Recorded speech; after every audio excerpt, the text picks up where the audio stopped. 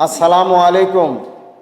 প্রিয় নওগাঁবাসী, বিশেষ করে আমার সংসদীয় এলাকা নওগাঁ ৪ মান্দা আসনের দেশে এবং দেশের বাইরে সর্বস্তরের ভাই বোনদেরকে জানাই ঈদুল আজহার শুভেচ্ছা ও অভিনন্দন।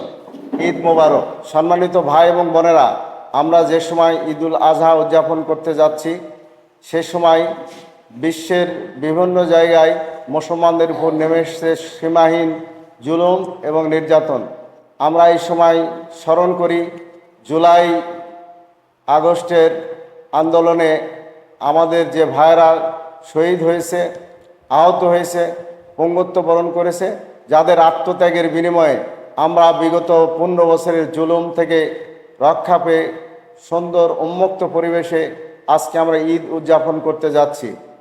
সম্মানিত ভাই এবং বোনেরা, ঈদুল আজহা আমাদের স্মরণ করে দেয় আমাদের জাতির পিতা হজরত ইব্রাহিম আলাইহিস সালাম এবং তার প্রিয় পুত্র হজরত ইসমাইল আলাইহিস সালামের ত্যাগ এবং কুরবানির ইতিহাস।